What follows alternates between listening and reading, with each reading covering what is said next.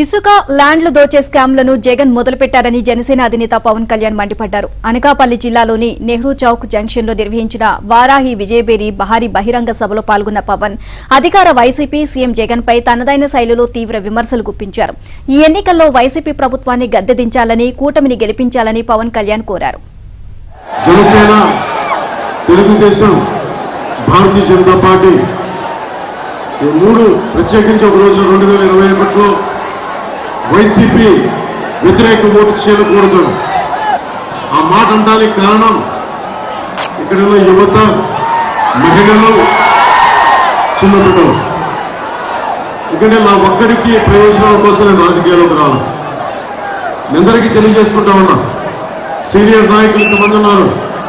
ఒక పార్టీని నడపడం ఎంత కష్టమో వాళ్ళకి అడిగిన వాళ్ళు చెప్తారు. దశాబ్దం కాలం ఒక్క ఎమ్మెల్యే లేకుండా పార్టీని నడపగలిగారంటే మీ భవిష్యత్తు బాగుండాలి అన్న ఒక్క ఆకాంక్ష.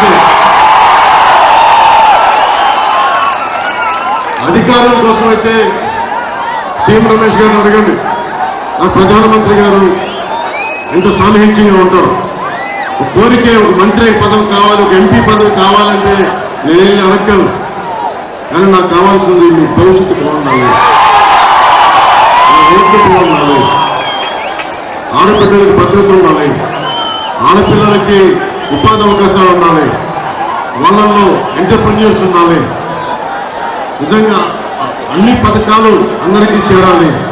నేను మాటిస్తే ప్రాణం తెగ్గొట్టుకుంటాను తప్ప పీక తెగ్గొట్టుకుంటే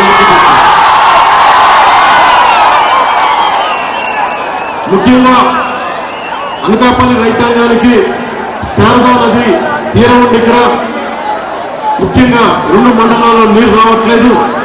దానికి సంబంధించి ఇక్కడ ఏవైతే మన కాలువలు ఉన్నాయి, కాలువల్లో కనీసం గ్రోయింగ్ని అంటే అడ్డుకట్టనేసి పొలానికి పంపించే ఆ వ్యవస్థని సరిగ్గా మరమ్మతులు చేయట్లేదు. వచ్చిన సంవత్సరంలోనే మొదటి పంటకు వచ్చేలోపే అన్ని మినీ ప్రాజెక్టులకి, కాలువలకి అన్నిటికీ మరమ్మతులు చేసి రైతు కన్నీరుని కురిపించే బాధ్యత కూటమి ప్రభుత్వం తీసుకుంది. అలాగే ముఖ్యంగా బెల్లం రైతులకు సంబంధించి వేర్ హౌసెస్ కానీ, మోడర్నైజేషన్ ఆఫ్ ఈ అగ్రి మార్కెట్స్ కానీ మేము తీసుకుంటాం. అలాగే మన అనకాపల్లి బెల్లానికి ఈ రోజున ఒకప్పుడు తిరుమలకి వెళ్ళేది, తిరుపతి ప్రసాదానికి వాడేవాళ్ళు. వైసీపీ ప్రభుత్వం రాగానే ఈ రోజున తిరుపతి కూడా పంపించడం మానేశారు. అక్కడ శ్రీవాణి ట్రస్ట్ మహిమ, లేదంటే వైసీపీ ప్రభుత్వం తాలూకు కాంట్రాక్ట్ లో వీళ్ళకి సరైన లంచాలు ఇవ్వట్లేదను ఈ రోజు మన అనకాపల్లి బెల్లాన్ని తిరుమల స్వామివారికి దూరం చేశారు. జనసేన ప్రభుత్వం, తెలుగుదేశం, భారతీయ జనతా పార్టీ ప్రభుత్వం కూటమి రాగానే మన అనకాపల్లి బెల్లాన్ని తిరిగి స్వామివారికి ప్రసాదానికి ఇచ్చేలా చర్యలు తీసుకుంది.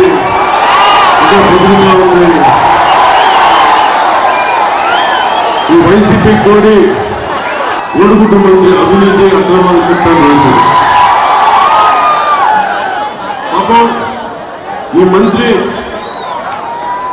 వాళ్ళ నాయకుడిని అవినీతి పడుతుంటే ఈ కోడిగుడ్డు మంత్రి చేసిన అవినీతి ఆయన తట్టుకోలేదు. అసలు టికెట్ ఇవ్వలేపడింది.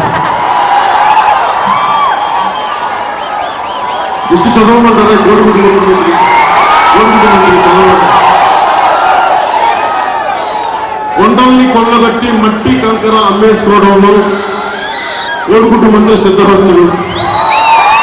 మంత్రి ఆయన అనుచరులు రియల్ ఎస్టేట్ వ్యాపారులు బెదిరించి కమిషన్ వసూలు చేయడంలో దిట్ట.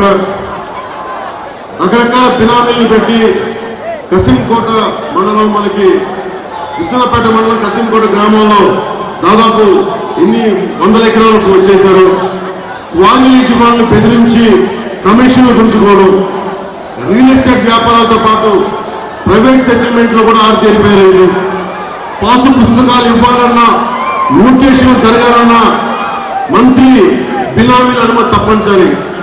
రేపు పొద్దున మా ప్రభుత్వం రాగానే ఈ బినామాల సంగతి పడుతుంది. 600 పైసలకి ఎకరాలు అడ్డగొండగా వచ్చేశారు.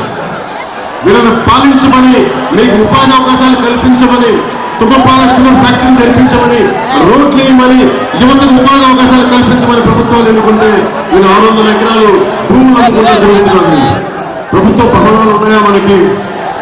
ప్రభుత్వ భవనాలు లేవు. ఇంకా అద్దె పిల్లల్లో అద్దె ఇళ్లలోనే ఉన్నారు వీళ్ళందరూ.